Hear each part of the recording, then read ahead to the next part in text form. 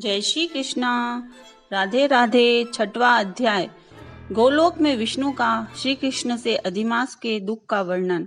नारद जी बोले कि हे पाप रहित ऋषि प्रवर, विष्णु भगवान ने गोलोक में जाकर क्या किया सो कृपा करके मुझसे कहो। श्री नारायण बोले कि हे नारद, अधिमास सहित विष्णु जब गोलोक में गए तो वहां जो हुआ सो कहता हूँ, सुनो। गोलोक में मणियों के खंभों से सुशोभित सुंदर ज्योति धाम को विष्णु भगवान ने दूर से ही देखा। उस ज्योति धाम से इतना प्रकाश निकल रहा था कि भगवान विष्णु की आंखें चकाचौंध हो गई, जिससे उनके नेत्र बंद हो गए। तब थोड़े थोड़े नेत्र खोलते हुए अधिमास को अपने पीछे करके धीरे धीरे चले। भगवान श्री कृष्ण के मंदिर के पास पहुंचकर वे अधिमास सहित विष्णु बड़े आनंदित हुए। तब हरि के द्वारपालों से उठकर उन्हें प्रणाम किया। फिर उन्होंने ज्योतिर्मय भगवान के द्वार में अपने मीचे हुए नेत्रों से ही प्रवेश किया तथा वहां जाकर शीघ्र ही पुरुषोत्तम भगवान श्री कृष्ण को नमस्कार किया।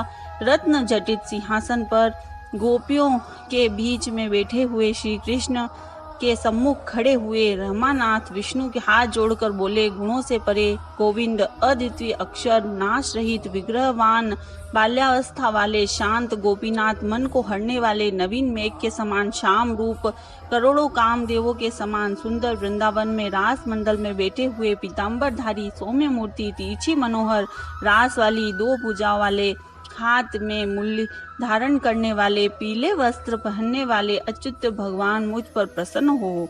इस प्रकार श्री कृष्ण महाराज की स्तुति करके तथा नमस्कार करके श्री विष्णु उसकी आज्ञा से रत्न जटित सिंहासन पर विराजमान हो गए। श्री नारायण बोले कि यह विष्णु द्वारा स्तुति किया गया है स्तोत्र प्रातःकाल उठकर जो मनुष्य पढ़ेगा उसके सब पाप नष्ट हो जाएंगे, खोटे स्वप्न दिखने पर भी अच्छे फल देंगे तथा पुत्र पुत्र की वृद्धि करने वाली गोविंद की भक्ति प्राप्त होगी। अब कीर्ति का नाश होकर निरंतर श्रेष्ठ कीर्ति बढ़ेगी। तदंतर श्री कृष्ण चरणा बिंदु में कांपते हुए मलमास से विष्णु जी ने प्रणाम करवाया। तब श्री कृष्ण भगवान ने पूछा कि यह कौन है, यहाँ किस लिए आया है और क्यों रो रहा है।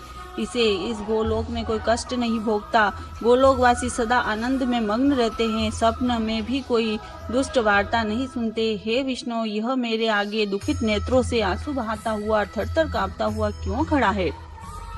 श्री नारायण बोले, नवीन मेघ के समान मनोहर श्याम शरीर वाले गोलोकनाथ के वचन सुनकर विष्णु भगवान सिंहासन से उठकर आदि से लेकर अंत तक मलमास के दुख का स्वकारण सुनाने लगे। श्री विष्णु बोले, हे वृंदावन चंद्र, हे कृष्ण, हे मुरलीधर, ये मलमास है, इसके कष्ट में आप आगे कहता हूँ, इसका कोई अधीक्षर नहीं है, इस कारण मैं इसे यहाँ ले आया हूँ। आप इसके दुख को दूर करो। यह अधिमास सूर्य की संक्रांति में रहती है तथा अपूज्य है, शुभ कर्मों में सदा वर्जित है। स्वामी रहित होने के कारण इस मास में स्नान दान नहीं करने से सभी वनस्पति लताओं, 12 महीनों, कलाओं, उत्तरायण दक्षिणायन आदि सभी अपने अपने स्वामियों के गर्व के बल पर इनका अत्यंत अपमान किया है, इसलिए इस दुखाग्नि के कारण इसने मरने की ठान ली है। तब अन्य दयालु पुरुषों की प्रेरणा से यह मेरे पास आया।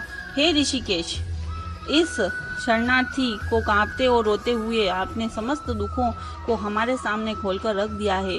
इसके महादुख से आप बिना कोई निवारण नहीं कर सकता है, इस कारण इस अनाथ को हाथ पकड़ के आपके पास लाया हूँ। आप दूसरों के दुख को दूर करने वाले हैं, अंत में संतप और आनंद युक्त हो। हे जगतपति, आपके चरण कमल प्राप्त करके कोई शोकाकुल नहीं रहता है। वेद वेताओं का ऐसा वचन मिथ्या कैसे हो सकता है। अब इसका दुख दूर करने का आपका कर्तव्य है। मैं सब काम काज छोड़कर इसे लेके आया हूँ, मेरा आना सफल कीजिए। अपने स्वामी के सम्मुख कोई बात बार बार नहीं करनी चाहिए, ऐसी नीति शास्त्र के जानने वाले पंडित जन कहते हैं। इस प्रकार अधिमास की सब कष्ट गाथा श्री कृष्ण भगवान से खड़े हुए भगवान ने हाथ जोड़कर श्री कृष्ण ऋषि बोले, हे सूत जी, आप श्रेष्ठ वक्ता हो, आप दीर्घ काल तक जीवित रहे, आप सेवन करने योगी हो, ताकि हम आपके मुखारविंद से हरि लीला रूपी कथा अमृत को सदा पीते रहें। हे सूत जी, विष्णु और कृष्ण के संवाद विश्व का कल्याणकारी है। फिर गोलोकवासी श्री कृष्ण ने क्या कहा और क्या बताया, यह कहिए। हे सूत जी, नारद जी ने नारायण से पूछा सो कहें, क्योंकि परम भागवत नारद जी के प्रति ही कहा हुआ नारायण का वचन हम तपस्वियों को परम औषधि है। जय श्री कृष्णा। राधे राधे।